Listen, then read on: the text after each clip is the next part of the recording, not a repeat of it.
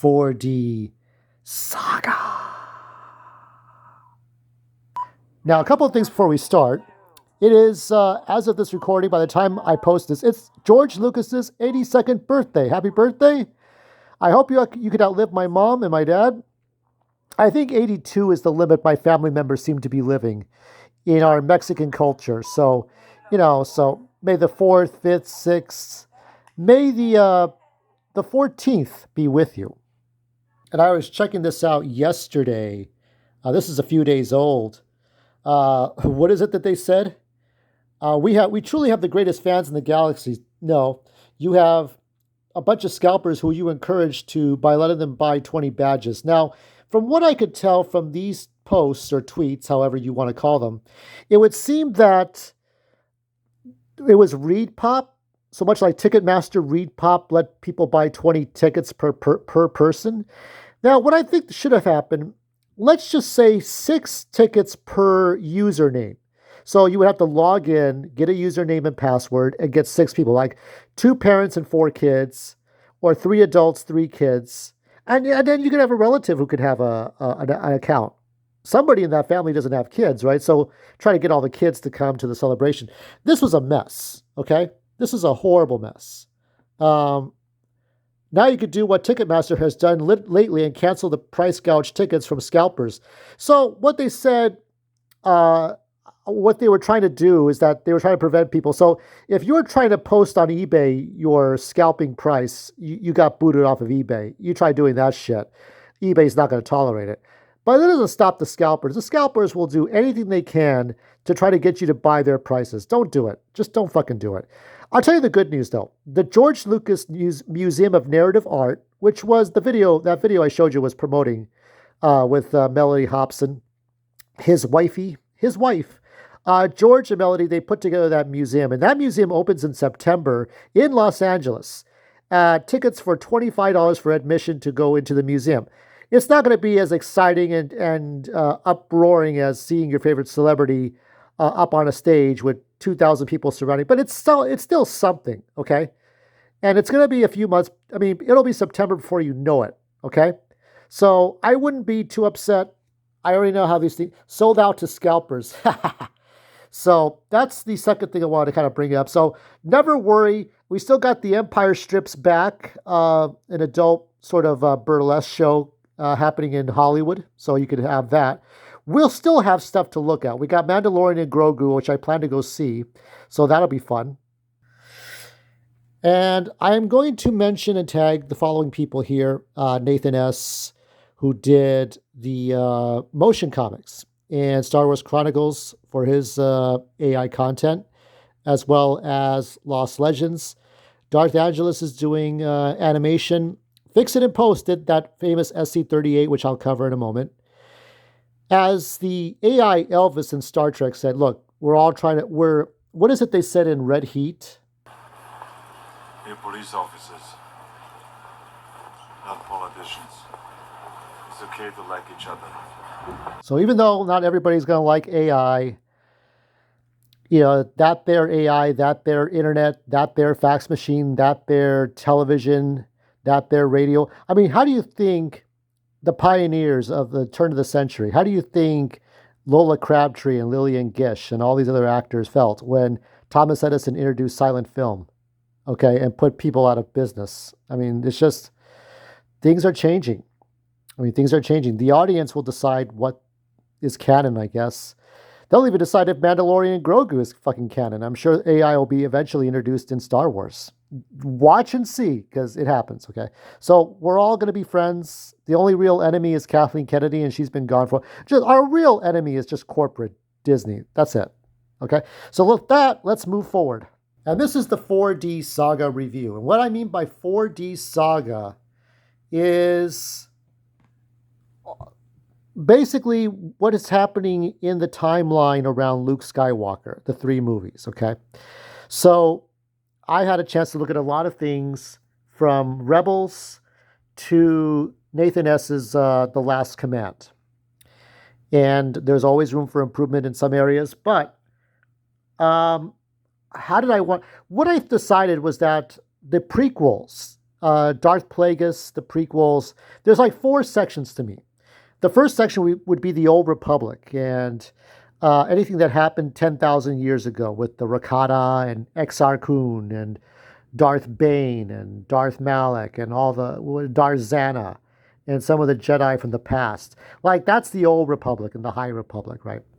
And then you got Darth Plagueis and Phantom Menace, Attack of the Clones, Revenge of the Sith, and then so so the first part would be the Old Republic. The second part would be the three prequels, Dark Plagueis, the three prequels, and then the first half of the 19-year Empire rule between episodes 3 and 4.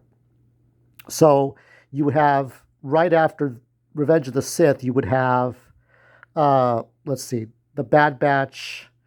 You would have Solo, though I prefer Star Wars Larry over Solo. Or not Solo. Yeah, Solo and Obi-Wan Kenobi, but I prefer Larry over Obi-Wan Kenobi.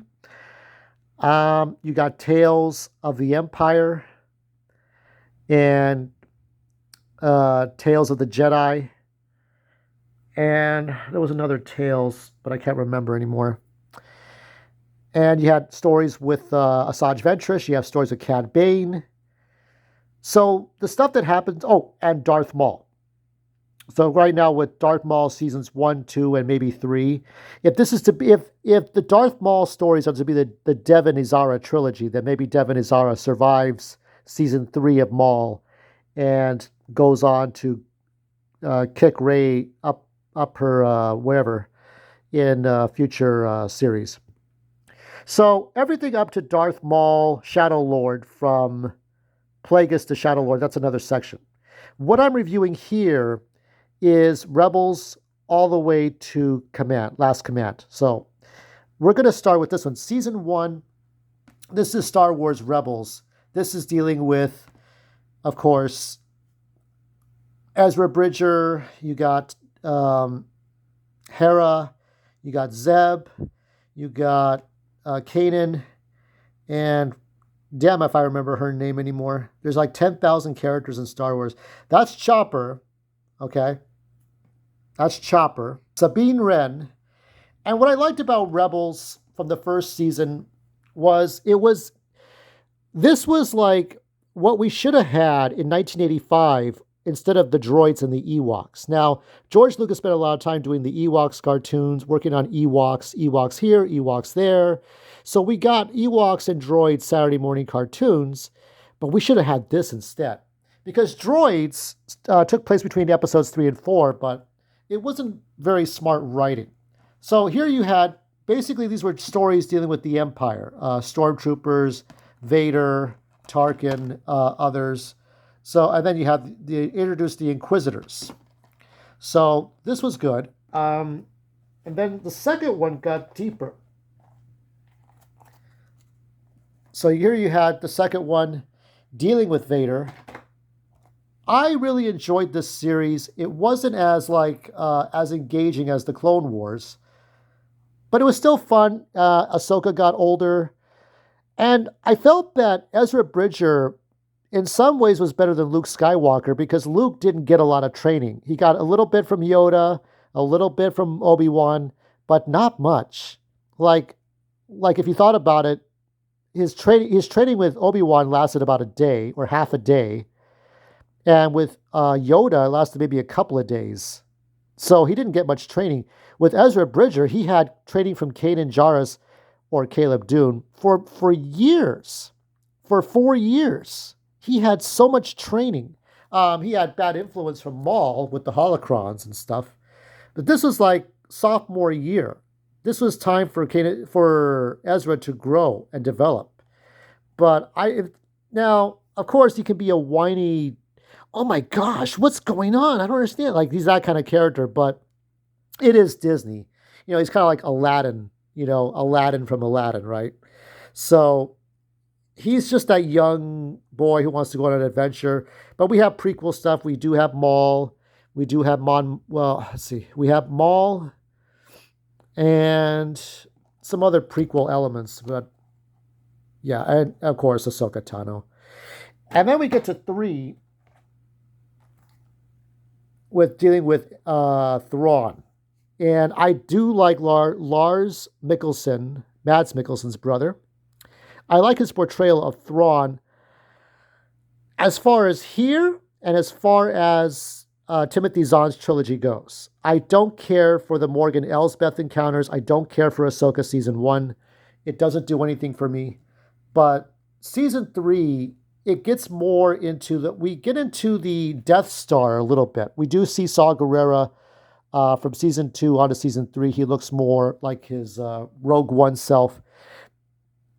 And so here, Kanan loses his sight from season two, the ending of that. Sabine Wren really develops as a character. She accepts her role in the House of Mandalore, but ultimately she gives the dark saber to what's her face, the Katie Sackhoff character, the redhead. Uh, and then somehow crazy Moff Gideon gets a hold of it in what is it, Mandalorian. So here you got this character here, this one, the center. He looks like he's from the Dark Crystal. I think that was the idea. You got Mon Mothma, you got Thrawn, and Thrawn is a very good character here. Like, if you go back to the voice actor who did the audiobooks from way back when, yeah, it was very good. It was very centered and focused and, very audiogenic. But Lars adds his accent. Both the Mickelsons, their accent adds some sort of a creepy, mysterious vibe. That's that hard accent, but it's very soft spoken. It's very determined. Here you got Governor Price, and you got I forgot the other guy. It's the one that kind of goes over to the other side. He's no long. He becomes the new. Is it Callus? Yeah, Callus. So he takes over for Ahsoka's role in being that shadow voice, which I can't remember the name of the shadow voice, but I'm thinking of it, but I can't put it into words. So therefore, I cannot remember it. Oops, sorry, everyone. There's like 10,000 things, and after looking at the 10,000 things in Star Wars, you get Alzheimer's, you get dementia. You don't remember what you're looking at. Who's this guy? Who's that person? Okay, that's Governor Price. There's Thrawn, and then there's Callus. I hope I'm saying the name right, but yeah, I can't even remember the secret code name of what. I can't remember anything right now. So then we get to season four. It took me a while to get this one. And the best thing about, the thing is that 90% of everything that you see on Disney Plus is paywalled. You're not going to get discs. You're not going to get VODs. How do you get VODs? Can you get VODs? I don't think so. I mean, you have to go and pay to go watch Mandalorian. So, at least the good thing about Mandalorian and Grogu is that you can go to a theater. Anybody can go and watch it as long as you can pay for it. You don't have to subscribe to it. So this is the one where Ezra Bridger and Thrawn disappear, and we're dealing with the Loth Wolves. We're dealing with the Force. You get more. The characters get more out of the Force and what's happened with in the prequels. The everything in the prequels accumulates in these 4 seasons. Okay, we go to Yavin 4. When we started out with season 1, we had a little bit here and a little bit there, but Hera Syndulla was always meant she was always meant to be a rebel for the Rebel Alliance. And as we get to season 4, yes, we know we lose Kanan Jarrus. He dies.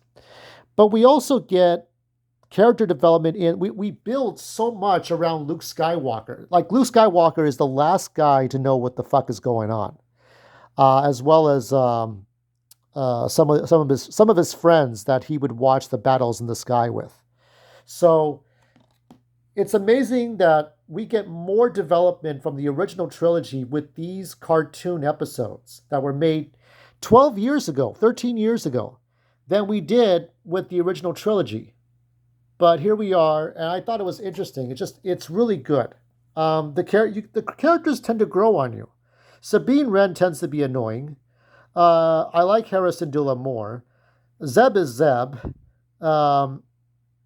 It's these people that you see, these six people that you see. We get cameos with Hondo Anaka. We get cameos with Lando Calrissian and Princess Leia. No Han, no Chewie. Luke, you can barely see in the background. And old Obi-Wan shows up, of course, because he was up in season 3. So I really enjoyed. I would have to say I would give this an A minus for all 4 seasons of Rebels. Then right after that, you can watch Rogue One. Rogue One was great. I think I've talked about Rogue One before, but it's really good to watch right afterward. Now, I'm not going to count Andor or any Disney Plus shows because I just don't have Disney Plus. But this to me was one of the finer, other than Treasure Planet, this was one of the finer Star Wars movies that was made by Disney. I mean, remember Treasure Planet? That was a good Star Wars movie. Look at that. This is fantastic. It's really like everybody dies, just like in Revenge of the Sith. You know, many Bothans died to get us this information. We still haven't seen a Bothan in live action yet, or cartoon. Where are the Bothans? So I like the diversity. I like the makeup of this. You got Tarkin, you got Vader. Though the deep fakes and the AI, facial reconstructions gotten way better than this. This was 2016. They had to hide Tarkin in the shadows. Peter Cushing because it didn't look as good. Hell, even Mark Hamill didn't look as good in The Mandalorian season 2. Some people, I remember the one guy that fixed Luke Skywalker in The Mandalorian season 2, and he got the job at Disney, so that was pretty good. So some progress is made. At least people can still make their fan films. And right after Rogue One, you could kind of think of this as a sort of a post-credits scene here, but this is SC-38 by Fix It in Post. SC-38 on YouTube that you can watch for free. So they reimagined this whole thing with the fight with Vader and Obi-Wan, and it's really good. I mean, I'll show you a little bit here. This is fantastic. This was done years ago, 6-7 years ago. I mean, it's still good. So this is what you watch right after Rogue One. Right after Rebels, okay? So you watch the first four seasons of Rebels, then you get into Rogue One, then you watch this. Then I will show you the true nature. Then right after that, you can watch Star Wars 4, Episode 4, New Hope. Now this is the 2003 edition. I prefer this one. I know there's other ones with the Crate Dragon Call. I don't have the Blu-ray editions. I don't have a Blu-ray player. But the 2003 edition is my favorite. You could also listen to George Lucas's commentary along with Carrie Fisher's. Right after this one, now I forgot to mention him at the beginning, but Holocron Archives. This is called Han Solo and Chewie. They find Zim's Lost Treasure. Now Zim is from the Old Republic. Now Holocron Archives focuses on the old Republic before the prequels, before Darth Plagueis. So I'm only showing you a little bit here, but because it focuses on Han and Chewie right after A New Hope, I figured that this is okay. This is where they go inside, and it's basically a lot of walking and talking and looking at treasure. Like they're going to find some information, and information is the most valuable thing than any kind of gold or riches. But they were hoping to find something that they could trade or sell on the open market to pay back Jabba the Hutt, pay back his debt. I think the AI looked pretty good here. I mean, I think it's voice actors, but the AI is Harrison Ford and Chewie. It's like, hey, what is this? And this is also from Holocron. This is the immediate sequel, where Han Solo goes to Nar Shaddaa. This is what Nar Shaddaa looks like. This is what it's all about. Imagine if George Lucas pitched this idea instead of The Empire Strikes Back in 1977. Like, this is what we're going to do instead. This one is more for the young adults. So it is what you think it is. Sex, violence, and guns on TV. And epileptic seizure warning.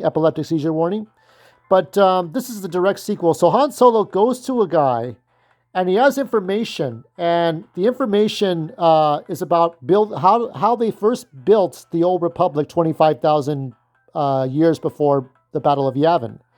So that's the information is the most valuable thing. So let's move forward. Oh, I forgot to mention, before watching Rogue One, This is by Star Wars Chronicles, Kyle Katarn's early Imperial days. What I liked about this one was that um, it showed Kyle Katarn to be more rugged with a beard, and he meets somebody named Kira or somebody, but I don't know if it's the Kira, but I think it's somebody else. And they're in a big old transport. And what I liked about this movie is that it presented the stormtroopers and the Empire as not being angry idiots with faceless masks. Everybody's friends. They talk. Kyle Katarn talks about the wife and how he got a divorce, and that's why he's in the Empire. And everybody kind of talks very, just low key. Everybody's kind of laid back. That's when they're not having to deal with rebels. The stormtroopers are very cool, friendly like. When everybody's cool with each other, nobody's having a problem. So Star Wars Rebels, then Rogue One. Oh, Star Wars Rebels, then this movie, Kyle Katarn, then Rogue One. This is a very short one, like 10 minutes. Then you get into A New Hope. Now this is The Last Stand on Hoth. Now this is an AI movie by Bo Wilder. I'll mention him too. Now what I liked about this is that although it is a AI fan film, it's one of the few Star Wars AI movies that doesn't feature the main casts. No R2-D2, no Han, no Chewie, no Luke, no Leia, no Greedo. Greedo's dead, right? So this is taking place right around The Empire Strikes Back. So you got like secondary, tertiary characters, fourth-rate characters who don't matter too much, but they do matter because Bo Wilder cared enough to put them in this. So it's like 14 minutes, and you can watch this. Now, this is from Hyperspace Stories. This is Darth Vader beats the Millennium Falcon to Cloud City. Now, there's two versions. Another person made something else, but I like this one more. This, to me, is the best deleted scene from Empire Strikes Back that never happened.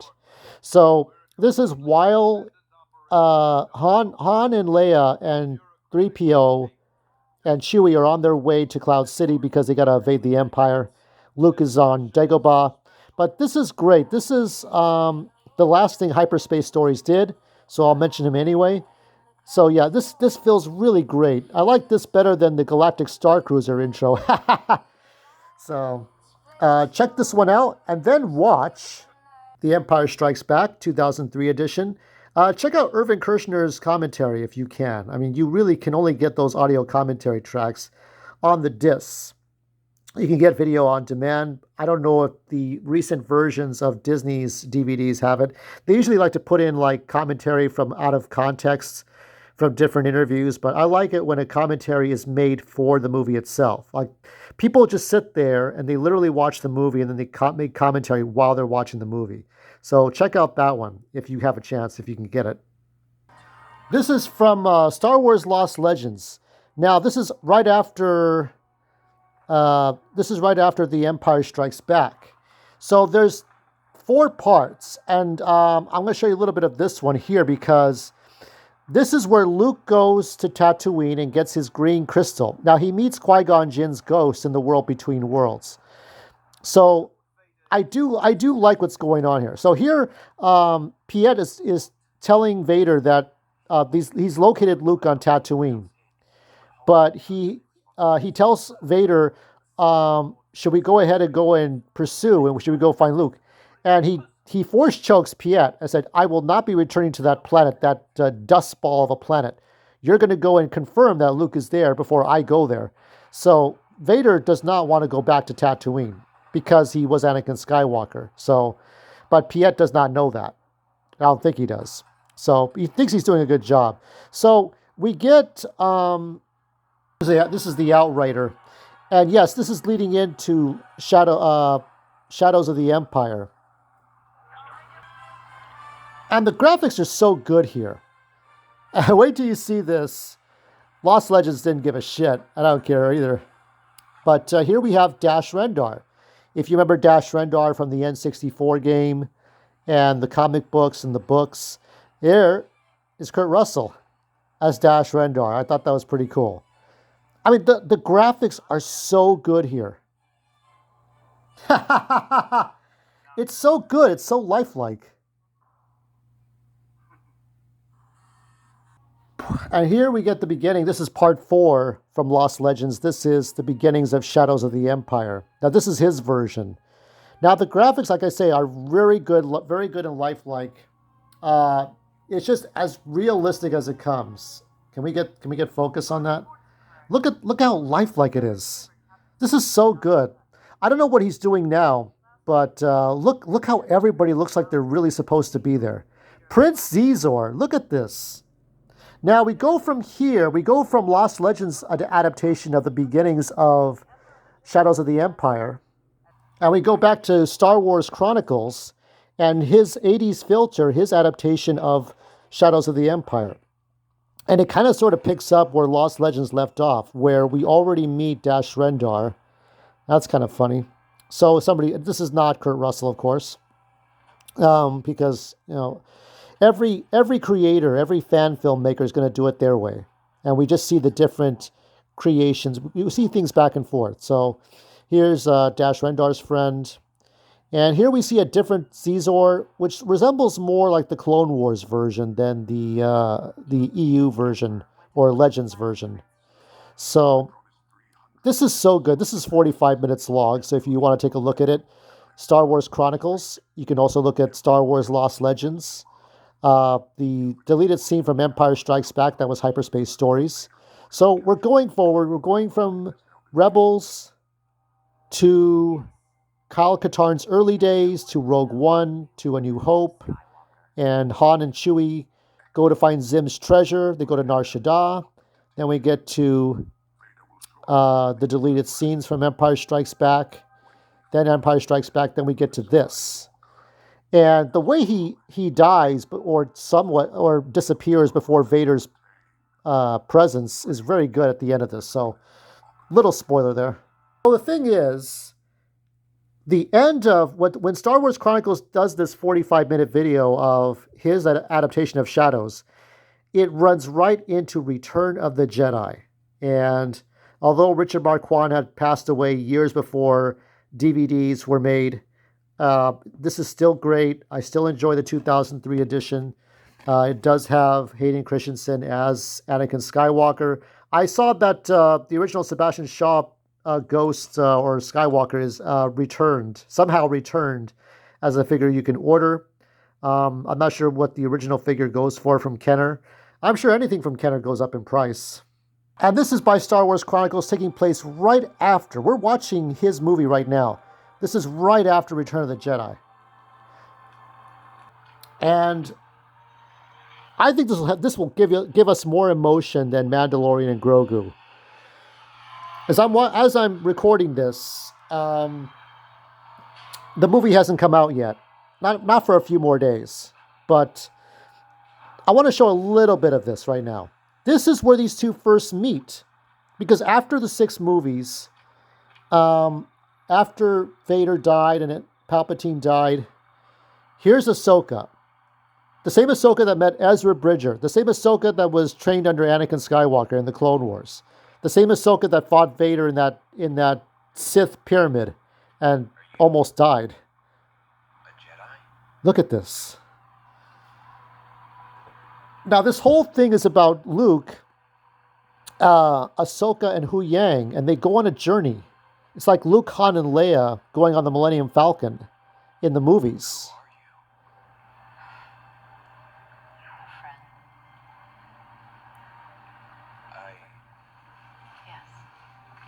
Yeah, this is right. This is exactly what would happen. She knows.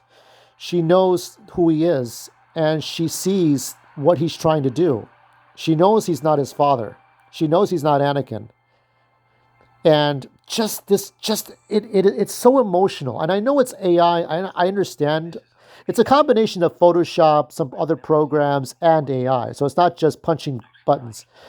But it's so good. And if this doesn't bring an emotion to you, I don't know what would.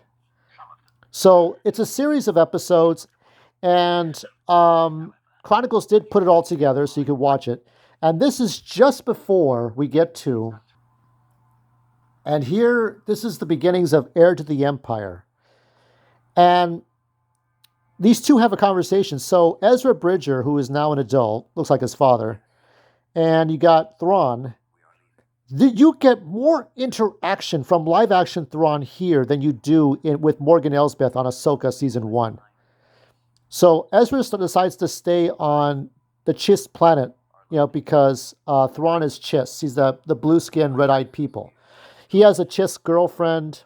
Uh, Ezra Bridger has a Chiss girlfriend. So he wants to be with her. He wants to stay on the planet that he's on after the events of season 4 of Star Wars Rebels. But Thrawn tells Ezra, once we part way, if you decide to stay on the planet and I go off with the Empire, with the Chimera, once we part ways, we're going to be enemies. We'd have to be enemies at that point. And you know what happens if you've read the Timothy Zahn trilogy. So, he's sort of a merciful bastard. He still wants to hold on to the Empire, but maybe without the Sith. He disagreed with Palpatine, with Darth Sidious on many things. So Thrawn is Thrawn. But Thrawn shows compassion towards Ezra Bridger. He knows that these two can't agree on everything, especially when it means to be human and show mercy in the galaxy. There are some things that, some things about the Empire that Thrawn respects that Ezra doesn't like. But these two do care about each other in some mutual fashion. And he gives Ezra back his lightsaber. And he also told them that we may part ways and we may be enemies as far as rebels versus the Empire, but Lothal will be left alone. You have my word. That is a level of Thrawn that provokes emotion, and it should provoke emotion from you. That is more than the Thrawn, and no disrespect necessarily to Lars Mikkelsen, but Thrawn conquering the McDonald's system and putting on the suit and looking like a pregnant male and hanging around with Morgan Elsbeth with zombie stormtroopers doesn't really help. So watch this. It's so good. And here's a little bit of the latest video Chronicles posted. This is taking place during Heir to the Empire. And here you can see a little bit of Mara Jade. Now, this Mara Jade is not Shannon McRindle. This is actually some sort of CW-looking actress. I don't think she's based, as Chronicles might have said, she's not based on anyone that you know or I know. But she kind of looks like a young CW actress. It's the 2026 version of 21 years old versus the 1980s version of 21, because people aged differently back then. So it's kind of weird, slightly perverse. I don't know. It's weird. It's fantasy, everyone. Let's just be adults about it. But yeah, I love this scene. Now, of course, this is all a dream. And when he wakes up, Han's talking to him while he's in his sleep.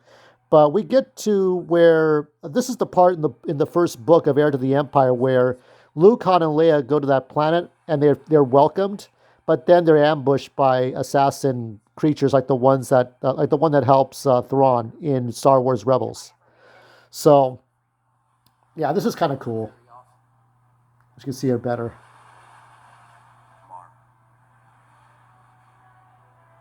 This would have been perfect for Valentine's Day, but Valentine's Day passed already. Now this is Darth Angelus's Heir to the Empire animation. I'm showing you a little bit. You can watch the whole thing on his channel. What I'm going to do is I'm going to post a list and I'll pin the comments so you can see exactly what you should watch in order so that you can find it out for yourself. But this is where Leia talks to the people, one of the assassins, and he explains to her what's going on. And I will say one of the few things the animation's a little stiff. I think there's one part of the animation where there's a shootout, and the guy's hopping around like an idiot, hanging off a ledge of a wall, and then he falls over. So every once in a while, you'll see some clumsy animation that even Darth Angelus knows it's got to be finished. The hair on Luke looks a little weird. But everything else, there are times where it looks like real photorealistic animation and pictures, and sometimes it doesn't. Unlike with Chronicles, where you'll see Hera, you'll see Ezra Bridger, and you'll see Cal Kestis, There's no Disney characters in this, so it's basically he's adapting it from the book. All 3D computer animation, no AI. So if you still hate AI, well, this will cure you a bit. But I still enjoy it. It's fine. I like it. Um, I'm curious to see what other people are doing to adapt the other parts, such as Dark Force Rising and The Last Command, which I will say. Well, I'll say this. While the ship takes off there. Yeah, the hair looks weird. Anyway, let's go ahead and look at the last parts of this. And these are a series of motion comics made by Nathan Star Wars. And if you want to see the rest of the stories, you can also look at Heir to the Empire motion comic to see what's changed. But there's also Dark Force Rising and The Last Command. And this is the chapter, of course, where Thrawn dies by the hand of his own assassin. Of course, Jedi clone Sabayoth also gets it too. I'm curious though, if Chronicles does adapt, you can't clone Jedi. That's not possible. But maybe there's a cheat to clone Jedi that costs the clone Jedi their lives. Because now in new continuity, you just can't clone a Jedi. That's not. I don't think it was possible to clone a Jedi even before Disney bought Star Wars. So that was in the Dark Plagueis novel. Plagueis said it was not possible to clone a Jedi. So how would you do it? You can't just do it. There has to be some sort of a cheat that would not really work out in the end. But so Sabayoth would see his own end some other way than what was done here in the comic books and the books. But I will show you something that I wrote before as we close out here. I said here, this is my comment. Can we let's see if we can darken that a little bit. In a different reality, Luke and Mara rested on Dantooine and not Coruscant.